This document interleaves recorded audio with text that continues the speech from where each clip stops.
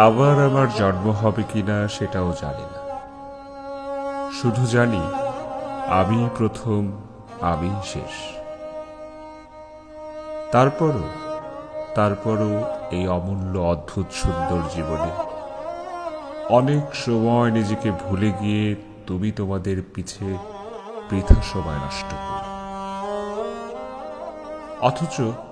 অথচ এই আমিটাকে একটু সময় দেওয়ার দরকার। যে সময় চলে যায় সে সময়টাকে তো আর পাওয়া যায় না। সময় থাকতে তাই নিজেকে ভালোবাসা ভীষণ ভীষণ দরকার।